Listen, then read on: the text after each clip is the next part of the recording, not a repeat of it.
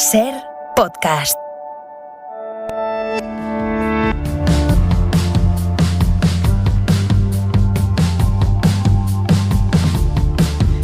La movilidad, el transporte en las ciudades, sobre todo en las más grandes, es uno de los asuntos más peliagudos que tienen que afrontar y resolver los responsables municipales. Los vehículos han ido cambiando, unos se transforman, otros desaparecen y se incorporan algunos nuevos. Lo último es, no sé si decir, la moda de los llamados VMP, es decir, vehículos de movilidad personal. Las bicicletas de toda la vida, pero es que últimamente se han sumado, ya lo saben, los patinetes eléctricos. Algunos ciudadanos los ven como la solución, la mejor alternativa al coche, porque son baratos y además no contaminan. Y otros los rechazan porque consideran que entorpecen, que ralentizan el tráfico y que son inseguros sobre todo. En cualquier caso, se trata de compatibilizar el uso de esos vehículos con la seguridad, la del conductor del patinete, la de los peatones y la de los otros vehículos. En esa línea, hoy el fiscal Bartolomé Vargas ha anunciado más controles que deben realizar las policías municipales. Y para analizar esas peticiones del fiscal hablamos con Alfonso Gil, el expresidente de la Comisión de Transportes, Movilidad Sostenible y Seguridad Vial de la Federación Española de Municipios y Provincias. Es además vicealcalde de Bilbao. Muy buenas tardes. Buenas tardes. Para situar el tema, ¿son o empiezan a ser un problema los patinetes que circulan en las ciudades españolas o son la solución? Bueno, yo creo que desde luego no son un problema, y sí es verdad que en la etapa post-COVID está habiendo un aumento exponencial, no solo del patinete, sino de la gran reina, sin duda, de la movilidad saludable, que es la bicicleta, y que evidentemente pues tenemos que hacer que sea compatible con ese uso y de convivencia del espacio público compartido, que es la calzada de las ciudades. No tenemos, por desgracia, una calzada para cada uno, y desde luego tanto la bicicleta como el patinete han llegado para quedarse, y es verdad que son soluciones. A mí el patinete, como usted comprenderá, me parece menos saludable, pero sí la bicicleta, un ciudadano o ciudadana que pedalea vive más, eso está demostrado. O sea, menos saludable porque uno hace menos ejercicio, ¿no?, en un patinete. Eso es. Ya. Sobre todo porque el patinete, cuando se sale del autobús y uno coge el patinete, pues no hace ningún ejercicio. Efectivamente, el patinete lo que hace es nos quita la posibilidad de caminar, que también nos da más salud. Pero la bicicleta, sin duda, es uno de los elementos que hay que ir integrando. Y es cierto que las ciudades, con ese calmado de tráfico que se ha tomado por parte de la Dirección General de Tráfico y las ciudades en sí, pues ya están estableciendo ese pacto de convivencia tan necesario. ¿Y qué nos falta en España? Porque una recorre otros países con peor clima, incluso con peor orografía, y se utiliza mucho la bicicleta, y en España depende, hay ciudades donde el uso es muy generalizado, pero tenemos mejor clima, en muchos sitios una orografía fácil, y sin embargo no acaba de arrancar un uso masivo de la bicicleta aquí. Bueno, fundamentalmente porque la bicicleta necesita una serie de condiciones. Yo le puedo decir que hay ciudades que han hecho un estudio de la igualdad de género con respecto a la movilidad, y por ejemplo le diré que las mujeres no quieren la bicicleta porque se sienten inseguras en la calzada, y es lógico. Por eso el calmado de tráfico a 30 kilómetros por hora nos da una posibilidad que antes no teníamos. Y por eso en España, que estamos siendo pioneros en este sentido en Europa y en el mundo, yo creo que es una buena medida la que hemos hecho de bajar la velocidad de tránsito de las ciudades en los carriles de un único por sentido a 30 kilómetros por hora, porque va a posibilitar que mucha gente que la bicicleta no la veía como un elemento atractivo para moverse, pues la haga suya. Yo le puedo decir que a día de hoy los fabricantes de bicicletas han roto los stocks. ¿Por qué? Porque el ciudadano ha visto que es una opción recomendable, saludable y no emite gases. Miren, en las ciudades estamos comprometidos con una movilidad que no tenga humos, que no tenga ruidos, y en la medida de lo posible, y sería necesario, que no haya muertos en la calzada. Ya, y que mueva el corazón de paso del que va encima, ¿verdad? Y que mueva el corazón, exacto, y las piernas. Pues vamos con los patinetes, porque he visto muy preocupado al fiscal hoy. Según los datos de la DGT, el año pasado se registraron más de un centenar de accidentes con patinetes, se dice pronto, ¿eh? Es un aumento del 25% con respecto al año anterior, con 109 heridos de distinta consideración, 6 fallecidos, uno más que en 2019. ¿Es unánime entre ustedes, los que están ahí al frente de la gestión de la movilidad, la opinión de que hay que tomar medidas más estrictas para controlar estos vehículos en concreto, los patinetes? Bueno, yo creo que es verdad que las circunstancias han cambiado porque han aflorado los patinetes en las ciudades. Mire, en unas primeras reuniones últimos del año pasado, con la DGT ya decidimos dos cuestiones que eran importantes. Una, la limitación de 25 kilómetros por hora de estos elementos, ¿no? Que no pudieran rebasar los 25 kilómetros por hora. Y otra que me parece muy importante, Pepa, y es que no pueden ir por la acera. Porque si hay algo vulnerable en el conjunto de actores que coactúan es el peatón. Y sobre todo España, Europa envejece y tenemos que proteger a ese ser vulnerable que en cuanto le das con un patinete le puedes hacer mucho daño. Y es verdad que ahora estamos en un segundo estudio con la DGT, en una colaboración conjunta, de si tenemos que tener un seguro, de si tenemos que obligar el casco, de si tenemos que poner un chaleco reflectante. Bueno, estas son situaciones que tenemos que ir mirando con mucho rigor y equilibrio, porque, Pepa, si por ejemplo pidiéramos a las bicicletas, ¿no? Y al patinete, pero sobre todo a las bicicletas, que se ponga el casco, pues hay muchas ciudades que tenemos servicio público de bicicletas que estoy convencido que serían rechazadas por parte de los usuarios su uso. Hay que tener en cuenta que, claro, el casco al final, en un servicio público de bicicletas, usted póngase en el Bicimat, que lo tiene cerca, pues claro, que alquilamos la bici y claro, tendríamos que dar el casco. Y eso higiénicamente no es muy complicado. Entonces estamos trabajando con la DGT para, por un lado, proteger al ciudadano que coge una bicicleta o el patinete y a la vez no hacer que abandone ese uso, porque yo creo que es muy importante para las ciudades. Y me imagino que aquí la cogobernanza, y perdóneme el palabro, también es fundamental, porque no todas las ciudades son iguales, aunque hay una legislación parecida para todas, ¿no? Bueno, pues usted lo ha definido muy bien. No es lo mismo el comportamiento de Madrid, Barcelona, Sevilla, Valencia o Bilbao, o una ciudad media, ¿no? Pues de Baracaldo, o que tenemos que tener en cuenta que tenemos, yo le pido a la DGT, un paraguas normativo que nos dé racionalidad, porque al ciudadano no lo podemos volver loco con la normativa, pero es verdad que cada ciudad tiene que adaptar un poco las circunstancias de su tránsito interno. Fíjese, yo le hablo desde Bilbao, ¿no? Sí. Nosotros somos la primera ciudad del mundo de más de 300.000 habitantes en reducir la velocidad de tránsito a 30 kilómetros por hora. Bueno, pues esta medida en Madrid, que es un cruce de caminos, es implanteable para toda la ciudad. Claro. Tenemos que racionalizar las estructuras. Y la DGT y la FEM estamos trabajando para que eso sea así, para que nuestros alcaldes y alcaldesas tengan un soporte normativo. Fíjese, yo le oía a Bartolomé Vargas hoy, y yo que le pido a la judicatura, pues por ejemplo que no nos haga lo que nos ha pasado en Málaga, ¿no? Que el Tribunal Superior de Justicia de Andalucía suspende una norma del ayuntamiento que lo que le viene es a posibilitar con esa suspensión que las bicicletas vayan por la acera. Bueno, esto no puede ser. Claro. Un paraguas para todo y que no entorpezca, a ser posible, ¿no? Que facilite la vida a los responsables municipales que no lo tienen fácil, la verdad, esto de manejar la movilidad. Alfonso Gil, un placer, muchas gracias. Un placer y muchas gracias. Muchas gracias, sí. Saludamos ahora a un usuario de patinete. Hablamos con Antonio Gómez, que es portavoz de la Federación Española de Vehículos de Movilidad Personal. Antonio, buenas tardes. Hola, buenas tardes. ¿Está la Federación de acuerdo con endurecer los controles hacia los conductores de bicis y patinetes, como ha propuesto hoy el fiscal de Seguridad Vial? Controles de todo tipo, incluidos los de alcoholemia y drogas. Todo lo que no sea uso responsable, nosotros estamos a favor de que se persiga. Porque nosotros lo que defendemos es el uso responsable y somos los primeros que nos molesta cuando veamos un patinete yendo por la acera molestando a los peatones.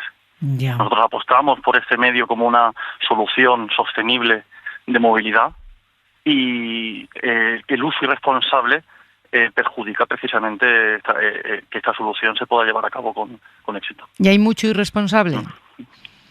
Bueno, hay irresponsables, pero yo creo que tampoco hay más irresponsables en patinetes que, por ejemplo, en cualquier otro tipo de vehículo. O sea, la misma proporción que en el resto de la sociedad, ¿no? Lo único es que las infracciones que cometen en otro tipo de vehículos son de otra característica. Ya. Por ejemplo, los automóviles incumplen de manera sistemática los límites de velocidad. Ya. Entonces es algo que también se debería perseguir. No debemos de poner el foco en los vehículos vulnerables, porque una infracción como exceder un límite de velocidad en ciudad provoca decenas y decenas de atropellos, que no son mediáticos. ¿Y qué tal va la relación con los conductores de otro tipo de vehículos? ¿Les respetan o más bien perciben con mucha inseguridad la presencia de un patinete? Está cambiando.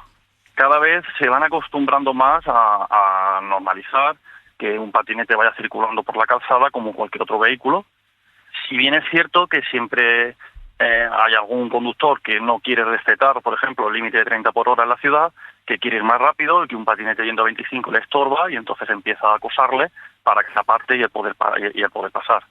Eso es algo que nosotros que criticamos a los ayuntamientos para que pongan remedio. Ya. Porque al final ese usuario va a acabar cometiendo, por el acoso que está sufriendo, se va a poner en peligro.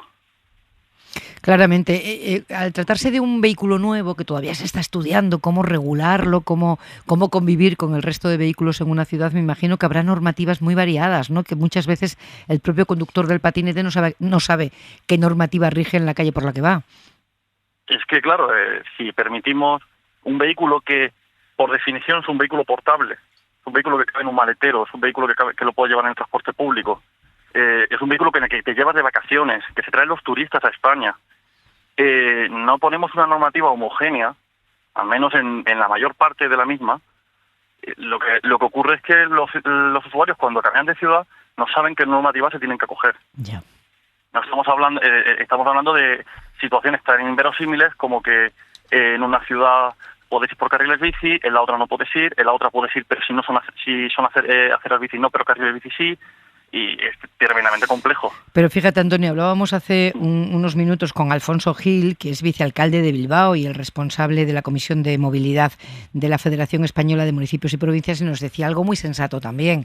Para este tipo de transporte, las características de la ciudad son muy importantes. No es lo mismo una ciudad grande que una ciudad de tamaño medio, que una ciudad pequeña, no es lo mismo una ciudad plana que una ciudad con muchas cuestas. Luego, una normativa única no va a haber, o sea que le va a tocar al conductor, como le pasa al conductor de un vehículo o de una motocicleta, aprenderse cómo está regulado la movilidad del patinete en su ciudad, ¿no? Bueno, Francia tiene una normativa única, Italia tiene una normativa única. Yo creo que puede haber una normativa única si queremos que la haya. Yo creo que la diferencia, por ejemplo, las bicicletas más o menos tienen una normativa única, son vehículos, pueden ir por cualquier calzada. Van a una velocidad muy similar a la de los patinetes, y la normativa de la bicicleta que podría aplicar a los patinetes sería una normativa única y muy fácil de conocer porque ya se conoce la de la bicicleta. Yeah. Entonces, posible es, y el ejemplo de Italia recientemente lo que ha puesto en su boletín oficial es que los patinetes se regirán bajo la norma de circulación de la bicicleta. En breve se espera que el Congreso apruebe una norma para hacer obligatorio el uso del casco para los conductores del patinete. ¿Están a favor o en contra? Pues bueno, ahí vemos un poquito una contradicción, porque acaba de mencionar el presidente de la Comisión de Transporte que a las bicicletas no se le quiere obligar el uso del casco porque el propio alquiler de bicicletas sería imposible, pero paralelamente, por alguna razón, no se quiere fomentar este tipo de movilidad. También ha dicho algo que no estamos muy de acuerdo, de que no sea tan saludable. Estos vehículos hacen distancias muy largas. Nosotros decimos hay una manifestación con 22 kilómetros. Sí. No son trayectos que puedas hacer andando. No fomentar estos vehículos es dejar atrás a una gran cantidad de población que actualmente va en coche y que quiere una solución cómoda. Ya. Pero a favor del casco o no, Antonio. Estamos a favor del casco, pero no de la obligación del casco. ¿Por qué? Porque la obligación del casco es algo disuasorio. Y bueno, cuando tú obligas, esto ha pasado también con las bicicletas, las mismas asociaciones de ciclistas tienen una postura idéntica. Se ha comprobado que cuando tú obligas el uso del casco, cae el número de usuarios y aumentan los accidentes porque hay menos vehículos circulando. Hay una propuesta vuestra que necesito que me la expliques, que dices que el patinete, este tipo de transporte, podría resolver una parte del problema que genera la ausencia de transportes regulares en la España vaciada. Correcto. ¿A qué te refieres? ¿Dónde va uno con un patinete en la zona rural? Pues, por ejemplo, el transporte que tú realizas en la España vaciada para irte al pueblo vecino, porque resulta que en el pueblo donde tú estás no tienes la farmacia, la tienes en el pueblo vecino, hoy día solo lo puedes hacer en coche. Los vehículos de movilidad personal son ideales para hacer este tipo de distancias, hasta 15 kilómetros, 20 podrías plantearte, y se podrían realizar sin ningún problema.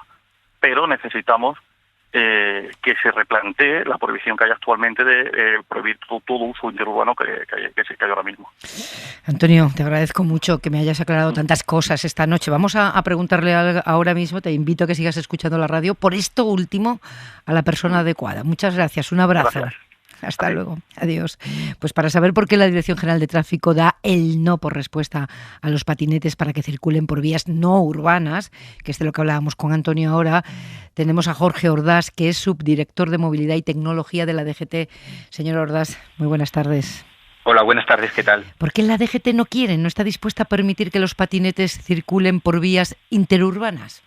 Bueno, yo creo que lo primero que tendríamos que decir es que la Dirección General de Tráfico sí que ha dado cabida y entidad jurídica a todo este tipo de vehículos. Lo que es cierto es que para nosotros, y esto va en nuestro ADN, la principal preocupación es la seguridad vial, y es cierto que un vehículo de estas características no es lo mismo que una bicicleta. Un vehículo de movilidad personal tiene unas ruedas más pequeñas, la postura del conductor en el vehículo es una postura que también al final provoca una mayor inestabilidad. Son vehículos con menos visibilidad y, por supuesto, son vehículos con una mayor exposición al viento y a la influencia que puede generar un vehículo que vaya a su lado a 90 kilómetros por hora. Y estas son las características de situaciones que nos han hecho pensar que no eran apropiados para circular por una vía interurbana. Y esta es una decisión tomada ya, o sea, no está ni en discusión. Bueno, esto es algo que ya se aprobó en el reglamento, sí. En el reglamento que dio esta cabida jurídica ya. que decimos a los vehículos de movilidad personal. Se les dio entidad jurídica, pero a la vez que se les convertía en vehículos a todos los efectos legales, también aparecían una serie de exigencias. Ya. No, se lo decía porque como esto de la movilidad y el transporte evoluciona a esta velocidad, por sí cabía la posibilidad de abrir la discusión de nuevo. Sabemos que no están todos los datos de este año en el que estamos, pero las cifras de accidentes en los que intervienen los llamados vehículos de movilidad personal han seguido aumentando en este 2021 como sí hicieron en el 2020. Sí, sin duda, pero bueno, lo cierto es que ha habido tal explosión de vehículos de movilidad personal, más aún con el COVID, que comparar datos de unos años con otros resulta verdaderamente complicado. O sea, que ahora no tiene mucho sentido la comparación, claro, porque hablamos de circunstancias únicas. No.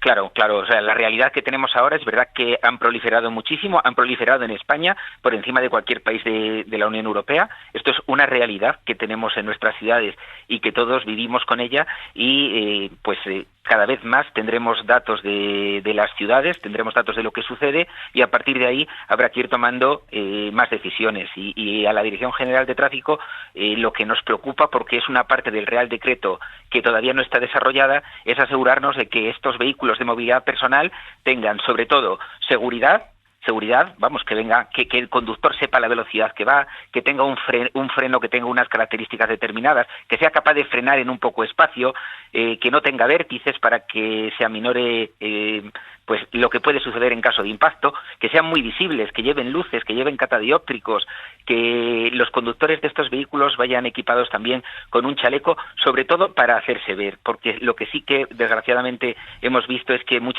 muchas ocasiones se producen alcances por falta de visibilidad de este tipo de vehículos y es algo que tenemos que tener muy presente, desde luego.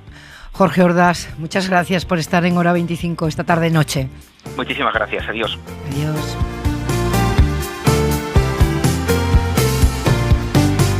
Pues no en patinete, nos vamos ya a escuchar a Miguel Ángel Aguilar. La columna de las 9. Miguel Ángel Aguilar. PEPA, la buena sociedad. Dice el artículo 1 de sus estatutos que el Círculo del Liceo es una asociación que tiene por objeto proporcionar a sus individuos los recreos y entretenimientos de la buena sociedad y es ajena a todo acto que tenga tendencia política. Otra cosa es que el presidente del gobierno, Pedro Sánchez, haya elegido el Gran Teatro del Liceo para ir más allá de los recreos y entretenimientos de la buena sociedad y ofrecer una conferencia titulada Reencuentro, un proyecto de futuro para toda España. El aforo del liceo es de 2.300 butacas, pero una vez más sucedió aquello de muchos son los llamados y pocos los escogidos, es decir, que solo hubo 300 invitados muy selectos con docilidad incondicional garantizada, porque nadie quería correr el albur de que el presidente Sánchez se las tuviera que ver ante una audiencia de sospechosos habituales, como los diputados impregnados de malas intenciones y desconfianzas sin fin. En línea con la fórmula del 31 de agosto de 2020 en Casa América, con la sala oscurecida y hecho el silencio subsiguiente, se escuchó la voz en off diciendo lo de señoras, señores, con ustedes, el presidente del gobierno. Luego, desde el atril dispuesto en el escenario, Pedro Sánchez iluminado, luz que alumbra en la noche que dice el poema de Agustín García Calvo, dio lectura a su letanía de buenas intenciones, sin nada que reprochar a la muchachada. Citó un verso del poeta Miquel Martí y Pol, y estamos donde estamos, pero igual hubiera podido citar a Buyadín Boscov cuando dijo aquello de fútbol es fútbol. Recordó el incendio del 31 de diciembre de 1994, pero olvidó a Carmen Albor, ministra de Cultura, quien para animar las contribuciones que ayudaran a la reconstrucción, dijo entusiasta que hay que impedir que se apague la llama del Liceo. La encendida este mediodía por Pedro también durará. Suscríbete a Hora 25. Todos los episodios y contenidos adicionales en la app de Cadena SER y en nuestros canales de Apple Podcast, Spotify, iVoox, Google Podcast y YouTube. Escúchanos en directo en la SER de lunes a viernes a las 8 de la tarde.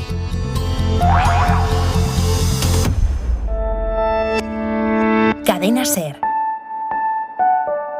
La radio.